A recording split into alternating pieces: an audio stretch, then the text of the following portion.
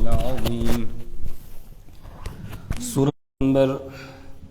5 تک ہم پڑھ چکے ہیں۔ آج آیت نمبر 6 سے درس ہو رہا ہے،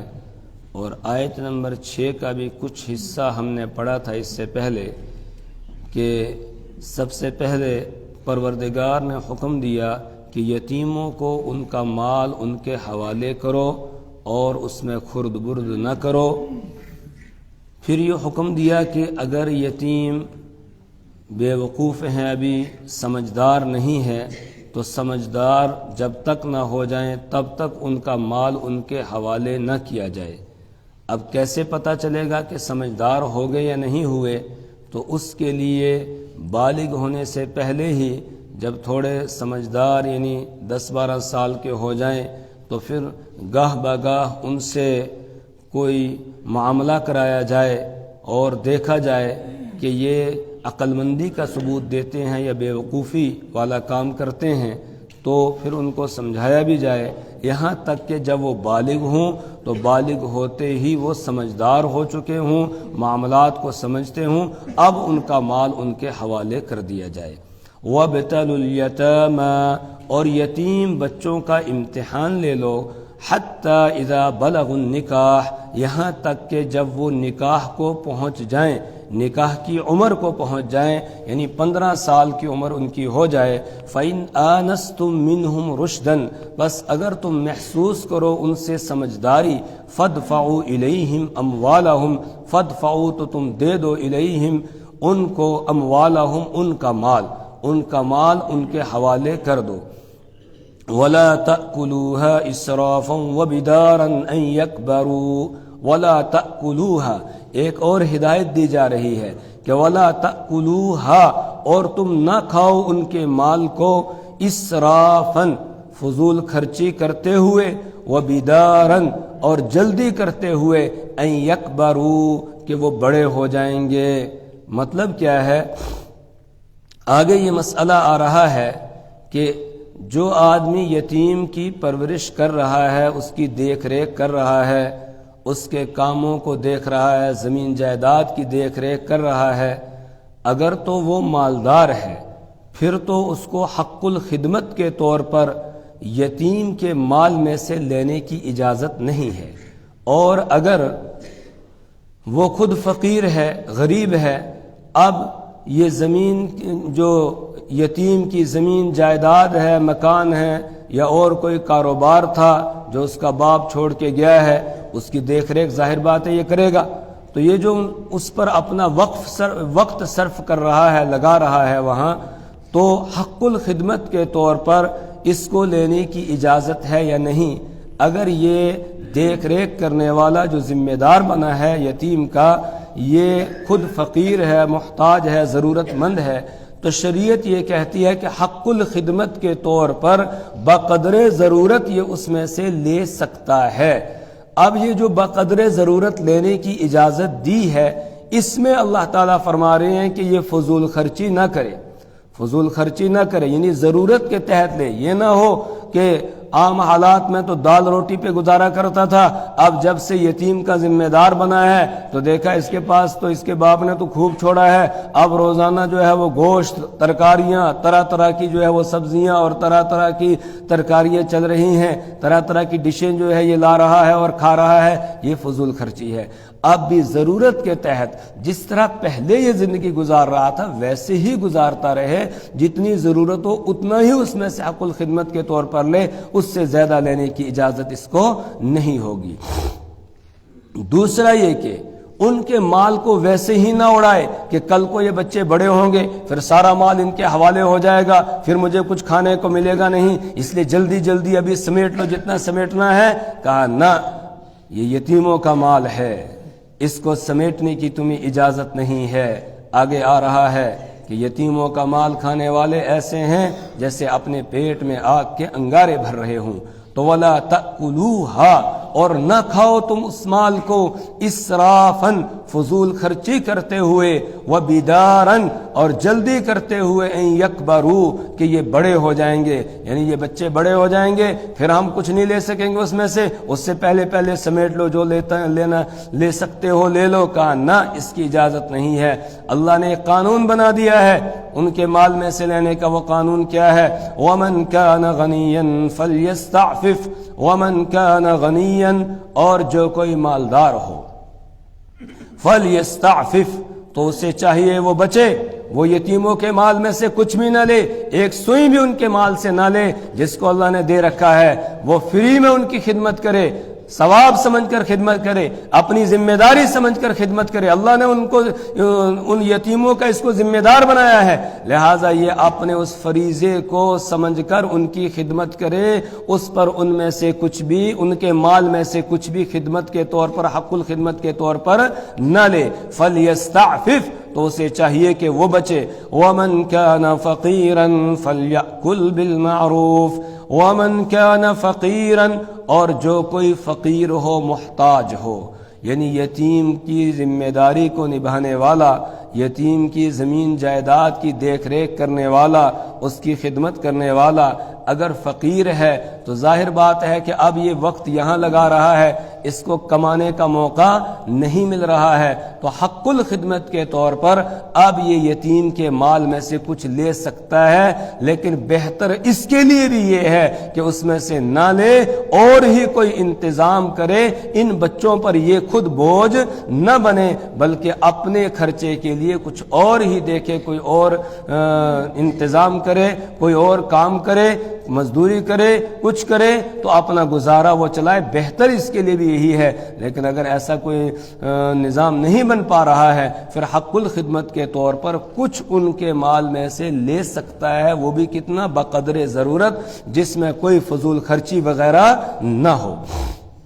وَمَنْ كَانَ فَقِيرًا اور جو کوئی فقیر ہو، فَلْيَأْكُلْ بِالْمَعْرُوفِ تو اسے چاہیے کہ وہ بھلائی کے ساتھ کھائے، قاعدے کے مطابق کھائے، بے قاعدگی اس کے اندر نہ کرے، یعنی فضول خرچی نہ کرے۔ اس کے بعد یہ ہے یہاں اوپر ایک مسئلہ یہ بھی مفسرین نے لکھا، یاد آ گیا کہ اس آیت سے یہ مسئلہ معلوم ہوتا ہے کہ جو لوگ دینی کاموں کے اندر مشغول ہے، مثال کے طور پر مسجد کا منتظم ہے، مدرسے کا منتظم ہے، یا کوئی اور ذمہ داری اس طرح کی نبھا رہا ہے، تو اگر اس کے خرچ کا کوئی اور انتظام ہے پھر اس کے لیے درست نہیں ہے کہ وہ حق الخدمت کے طور پر مسجد کی رقم میں سے یا مدرسے کی رقم میں سے کچھ لے، یہ درست نہیں ہے اس کے لیے۔ اگر اور انتظام ہے کمائی کا، اگر اور کوئی انتظام اس کے لیے نہیں ہے اور وہ وقت مسجد کو اور مدرسے کو دے رہا ہے تو اس صورت میں پھر وہ حق الخدمت کے طور پر لے سکتا ہے۔ شریعت یہ چاہتی ہے کہ کوئی کسی کے اوپر بوجھ نہ بنے، بلکہ آدمی اپنا خرچ خود اٹھائے، دوسرے پر وہ بوجھ نہ بنے، اور جن کا خرچہ اس کے ذمے ہو ان کے خرچے کی فکر کرے۔ ایسا نہیں ہے کہ ہاتھ پہ ہاتھ رکھ کر بیٹھ جائے اور فکر ہی نہ کرے۔ بچہ جوان ہے، بیٹا جوان ہے، اور ماں باپ جو ہے وہ بیچارے بوڑھے ہیں، وہ کما نہیں سکتے ہیں۔ اب بیٹے کی ذمہ داری ہے کہ بچپن میں ماں باپ نے اس کو پالا ہے، اس کو کھلایا ہے، اب یہ اپنے ماں باپ کو کھلائے۔ ایسا نہیں ہے کہ ماں باپ تو بیچارے غریب فقیر اور والد صاحب کی کمر ٹیڑھی ہو گئی ہے لیکن اب بھی بیچارے وہ مزدوری کر رہے ہیں، اور بیٹا جو ہے وہ پتنگیں اڑا رہا ہے، وہ اسی طریقے سے گیمیں کھیل رہا ہے، وہ کرکٹ کھیل رہا ہے یا دوسرے کاموں کے اندر لگا ہوا مست ہے۔ نہیں، بلکہ اسے چاہیے اپنی ذمہ داری سنبھالے، وہ کمائے، خود اپنے اوپر بھی خرچ کرے، اور جن کا خرچہ اس کے ذمہ ہے والدین وغیرہ ان کو بھی خرچ کرے۔ اسی لیے رسول پاک صلی اللہ علیہ وسلم نے ایک روایت میں ارشاد فرمایا، کفى بالمرء اثما ان يضيع من يقوت، کفى بالمرء اثما ان يضيع من يقوت، کہ آدمی کے لیے گناہگار ہونے کے لیے یہ بات کافی ہے کہ وہ ان کو ضائع کر دے جن کا خرچ اس کے ذمے تھا، ان کے لیے کمائی نہیں رہا ہے۔ کمانے کا اس کو حکم دیا گیا ہے کہ وہ کمائے، اپنے بچوں کو پالے، اپنی بیوی کو پالے، اسی طرح والدین بوڑھے ہیں ان کو پالے، ان کو کھلائے، اس کے لیے اس کو محنت مزدوری کرنی ہے۔ اگر نہیں کر رہا ہے اور وہ بیچارے اسی طرح فقر و فاقے کی زندگی بسر کر رہے ہیں تو یہ آدمی گنہگار ہوگا۔ تو اپنا خرچ آدمی خود اٹھائے، دوسروں پر اس کو بوجھ نہیں بننا چاہیے۔ یہ مسئلہ اس سے معلوم ہوا۔ فَإِذَا دَفَعْتُمْ إِلَيْهِمْ أَمْوَالَهُمْ، تو جب تم ان کا مال ان کے حوالے کرو، یعنی اب یتیم سمجھدار ہو گئے، بالغ ہو گئے، سمجھدار بھی ہے، ان کا مال ان کے حوالے کرنا ہے تو کیسے کرنا ہے یہ بھی شریعت نے ہمیں سکھایا۔ فَإِذَا دَفَعْتُمْ إِلَيْهِمْ، جب تم دے دو ان کو أَمْوَالَهُمْ، ان کا مال، فَأَشْهِدُوا عَلَيْهِمْ، تو ان پر تم گواہ بنا لو۔ مال دیتے وقت گواہ بناؤ۔ مفسرین نے لکھا ہے جس وقت یہ ان کا ذمہ دار بنا تھا اس وقت بھی گواہ بنا لے کہ دیکھو ان کی اتنی زمین ہے۔ کچھ سمجھدار لوگوں کو جو ہمدرد ہوں ان کو بلائے اور ان کو گواہ بنا لے کہ دیکھو اتنا ان کی یہ زمین ہے، اتنا ان کا مال ہے مرنے والے نے چھوڑا ہوا، یہ ساری چیزیں ہیں، اور اس کے بعد پھر جو ان پر خرچ کرتا رہے اس کا حساب رکھے، لکھ کر رکھے، اگرچہ تھوڑی پریشانی ہے لیکن یہ حساب رکھے، اور جب بچے بالغ ہو جائیں اب ان کے حوالے کر رہا ہے تو اس وقت جو ہے پھر گواہ بنائے کہ دیکھو جس وقت میں ان کا ذمہ دار بنا تھا اس وقت ان کی ملکیت میں مرنے والے نے یہ چیزیں چھوڑی ہوئی تھیں، اور اس کے بعد ان کی تعلیم کا یہ خرچہ ہے، ان کے کھانے پینے کا یہ خرچہ ہے، جو کیے ہیں وہ سارا بتا دے، اور اس کے بعد کہے اب یہ اتنا بچا ہوا ہے یہ میں ان کے حوالے کر رہا ہوں۔ اس پر گواہ بنا لینے چاہیے، کیوں؟ تاکہ کل کو کوئی پریشانی نہ آئے۔ شریعت یہ چاہتی ہے کہ مسلمان آپس میں پیار اور محبت کے ساتھ رہیں اور ہر ایک کو دوسرے کے بارے میں حسن ظن ہو، بدظنی نہ ہو، آپس میں لڑائی جھگڑا نہ ہو۔ تو ایسی کوئی بھی صورت اختیار کرنا کہ جس سے کل کو جھگڑے کی صورت بن سکتی ہے شریعت ہمیں منع کرتی ہے۔ تو اس میں یہ صورت بن سکتی ہے کل کو یتیم بچوں کو کوئی آ کر اکسائے، ہوتے ہیں کچھ اس طرح کے لوگ، اور آ کر کہے تمہارا چچا تو کھا گیا سب کچھ، تمہیں کچھ اس نے دیا ہی نہیں ہے، اس طریقے سے کہہ سکتے ہیں، اکسا سکتے ہیں، پھر یہ بچے اپنے چچا کے خلاف ہو جائیں گے۔ ایک تو اس بیچارے نے اپنی ذمہ داری نبھائی، ان کی پرورش کی، ان کو پالا، ان کی دیکھ ریکھ کی، اب جب یہ بڑے ہو گئے تو یہی چچا کے خلاف ہو گئے، تو اس وقت پھر کیا دل پر آدمی کی گزرتی ہے۔ اس لیے شریعت یہ کہتی ہے کہ پہلے سے ہی تم اس کا انتظام کرو، جب تم مالک بنے ہو اس وقت بھی تم گواہ بنا لو، اور جب تم اس مال کو ان کے حوالے کر رہے ہو اس وقت بھی گواہ بنا لو، تاکہ کل کو کوئی ایسی صورت پیش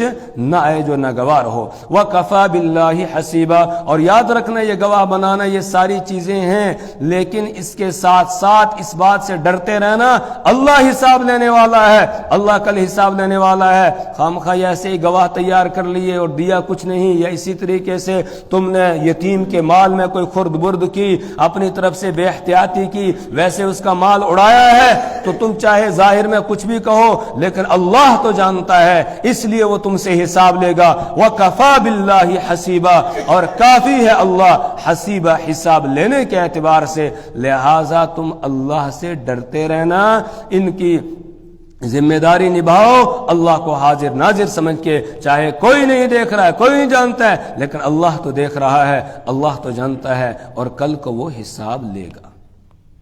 للرجال نصيب مما ترك الوالدان والأقربون وللنساء نصيب مما ترك الوالدان والأقربون مما قل منه أو كثر نصيبا مفروضا۔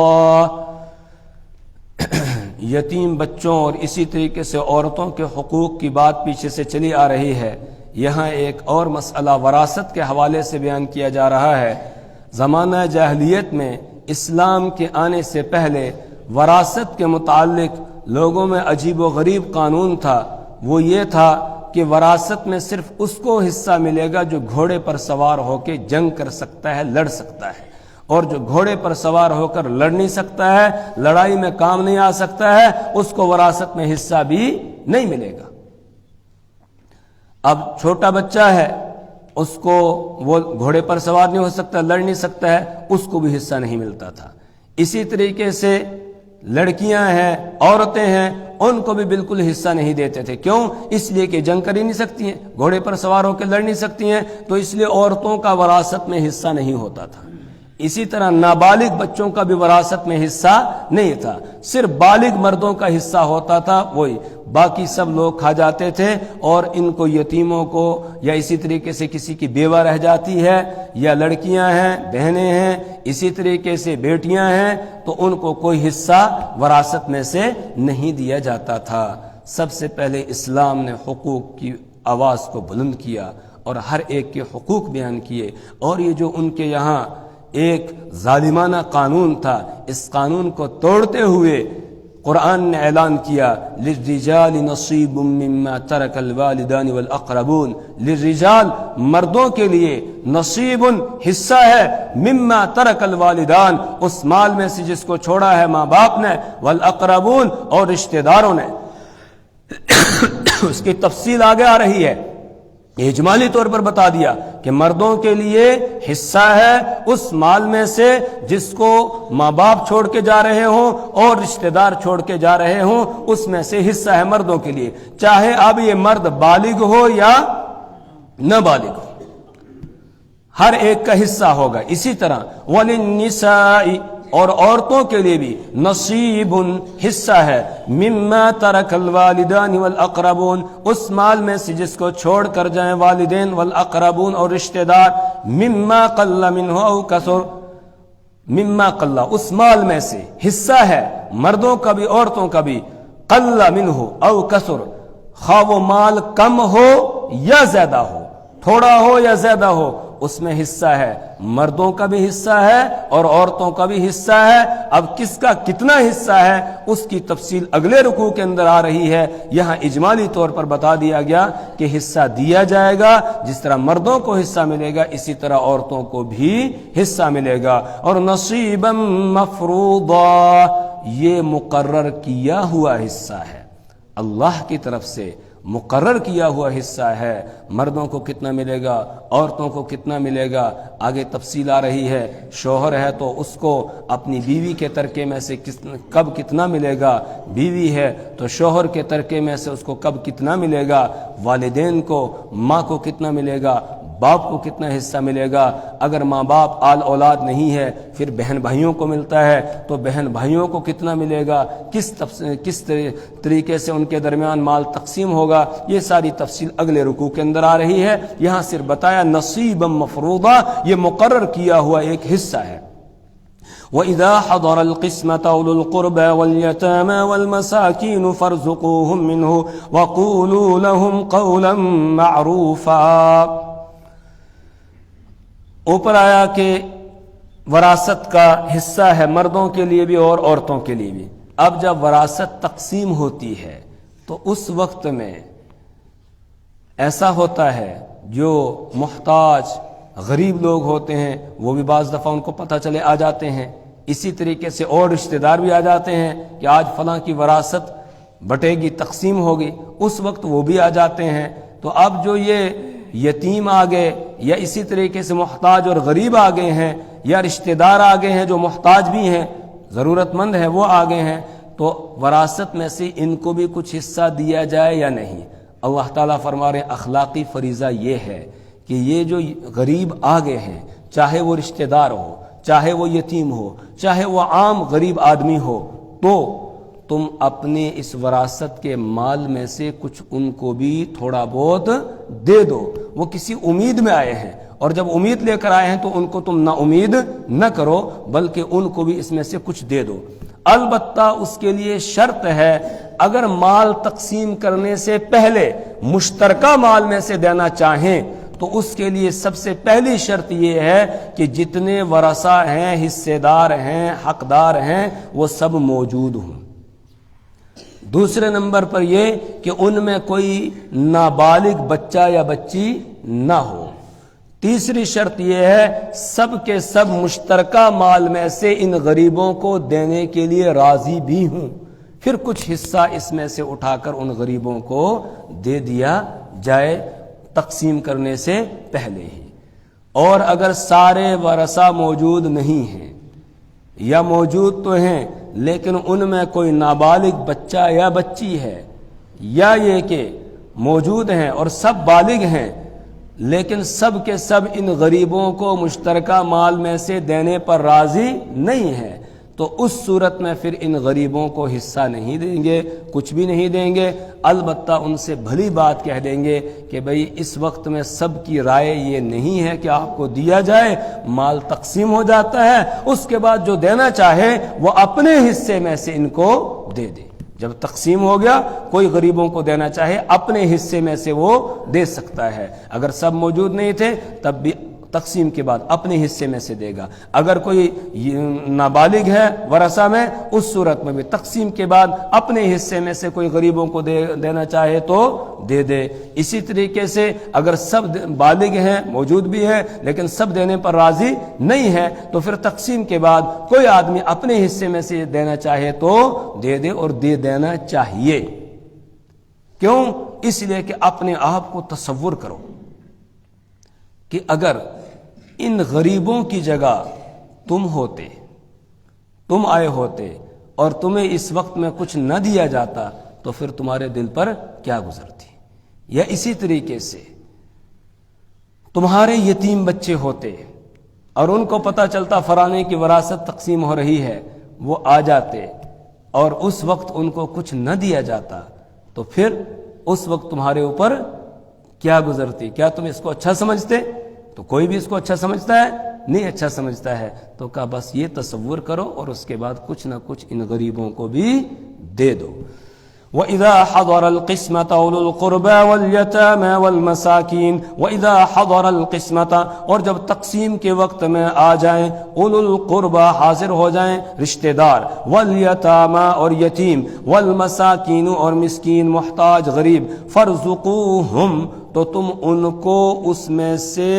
رزق دے دو، فارزقوہم تو تم ان کو رزق دے دو، یا ان میں سے ان کو دے دو، منہ اس میں سے۔ رزق یرزق کے معنی رزق دینا، اور ایسے کوئی بھی چیز دینا اس کے لیے استعمال ہوتا ہے، تو فرزقوہم تم ان کو دے دو، منہ اس میں سے کچھ اس میں سے ان کو دے دو، وَقُولُوا لَهُمْ قَوْلًا مَعْرُوفًا اور ان سے بھلی بات کہو۔ بھلی بات کہنے کا مطلب یہ ہے اگر کوئی ایسی صورت ہو کہ جس میں مشترکہ میں سے دے نہیں سکتے ہیں، سب موجود نہیں ہے وارث، یا کوئی نابالغ ہے نہیں دے سکتے ہیں، یا سب کی رائے نہیں ہے تو نہیں دے سکتے ہیں، اس وقت میں ان کو بھلی بات کہی جائے تاکہ ان کا دل نہ ٹوٹے، اور وضاحت کر دی جائے تاکہ ان کو بدظنی بھی نہ ہو، پوری وضاحت کر دی جائے کہ سارے ساتھی راضی نہیں ہیں دینے پر۔ یا اسی طریقے سے ہمارے درمیان ایک یتیم ہے، یہ نابالغ ہے، اس وجہ سے ہم نہیں دے سکتے ہیں، یہ وضاحت کر دینی چاہیے تاکہ ان کو کوئی بدظنی نہ ہو، ان کے دل میں کوئی بات نہ آئے۔ اور مومن کو چاہیے کہ وہ ایسا کوئی کام نہ کرے کہ جس سے دوسرے بدظن ہوتے ہوں۔ اتقوا مواضع التہمۃ، تہمت کی جگہ سے بھی انسان کو بچنا چاہیے۔ رسول پاک صلی اللہ علیہ وسلم مسجد میں تشریف فرما تھے، مسجد نبوی میں ازواج مطہرات کسی کام سے آئی ہوئی تھی، وہ چلی گئیں، ایک حضرت صفیہ رضی اللہ تعالی عنہا بیٹھی رہیں، تو کچھ دیر کے بعد رسول پاک صلی اللہ علیہ وسلم نے حضرت صفیہ رضی اللہ تعالی عنہا کو رخصت کیا، مسجد کے دروازے تک آپ آئے، آپ اعتکاف میں تھے، باہر آپ نہیں نکلے، تو حضرت صفیہ رضی اللہ تعالی عنہا کو پیچھے سے دیکھتے رہے یہاں تک کہ وہ حجرے میں پہنچ جائیں۔ تب تک دو صحابی، حضرت اسید ابن حضیر رضی اللہ تعالیٰ عنہ اور حضرت عبادہ ابن بشر رضی اللہ تعالیٰ عنہ، یہ دونوں آئے تو رسول پاک صلی اللہ علیہ وسلم نے ان کو بلایا اپنے پاس۔ بلانے کے بعد آپ نے فرمایا کہ ابھی یہاں سے ایک عورت نکلی ہے، تم نے دیکھا؟ انہوں نے کہا جی ہم نے دیکھا۔ آپ نے فرمایا یہ میری بیوی حضرت صفیہ ہے۔ انہوں نے کہا یا رسول اللہ آپ کے بارے میں ہم کوئی غلط خیال کر سکتے ہیں؟ آپ نے فرمایا ہاں، شیطان انسان کے خون کے ساتھ اس کی رگوں میں چلتا ہے، وہ وسوسہ ڈال سکتا ہے، اس لیے تہمت کی جگہ سے بھی آدمی کو بچنا چاہیے۔ تو کوئی ایسا کام آدمی نہ کرے جس سے دوسرے لوگ بدظن ہوں، اس لیے قرآن نے حکم دیا وَقُولُوا لَهُمْ قَوْلًا مَعْرُوفًا اور تم ان سے کیا کہو؟ بھلی بات کہو۔ وَلْيَخْشَ الَّذِينَ لَوْ تَرَكُوا مِنْ خَلْفِهِمْ اور چاہیے کہ ڈریں وہ لوگ، الذین جو لو ترکوا اگر وہ چھوڑیں، من خلفہم اپنے پیچھے، ذریۃ ضعافا کمزور اولاد، اگر وہ چھوڑے اپنے پیچھے کمزور اولاد، خافوا علیہم، تو وہ ان پر اندیشہ کریں گے۔ مطلب کہ اگر تمہارے ساتھ ایسی صورت پیش آ جائے، جو یہ یتیم اس وقت آ گئے ہیں، غریب آ گئے ہیں، محتاج آ گئے ہیں، تو پھر اس صورت میں تمہارے دل پر کیا گزرتی، ذرا اس کا تصور کرو، اور اس وقت میں کچھ نہ کچھ ان کو دے دو، خالی ہاتھ انہیں یہاں سے واپس نہ لوٹاؤ۔ وَلْيَخْشَ الَّذِينَ، اور چاہیے کہ ڈرے وہ لوگ کہ جو لو ترکو، اگر چھوڑیں، من خلفہم، اپنے پیچھے، ذریۃ ضعافا، کمزور اولاد، خافوا علیہم، تو وہ اندیشہ کریں گے ان پر، فلیتقوا اللہ، تو چاہیے کہ یہ اللہ سے ڈریں، ولیقولوا قولا سدیدا، اور چاہیے کہ یہ درست بات کہیں۔ اللہ سے دعا کریں پروردگار ہمیں اپنی کتاب کی سمجھ اور فہم عطا فرمائے، اللہ اس کے مطابق عمل کی توفیق عطا فرمائے، اور یتیم و غریب و محتاجوں کے حقوق ہمیں ادا کرنے کی اللہ توفیق عطا فرمائے۔ اللہ ہمیں اعمال صالحہ کی توفیق عطا فرمائے، برے اعمال سے ہماری نسلوں کی حفاظت فرمائے۔ سبحان اللہ وبحمدہ، سبحانک اللہم وبحمدک، ونشہد ان لا الہ الا انت، ونستغفرک ونتوب الیک۔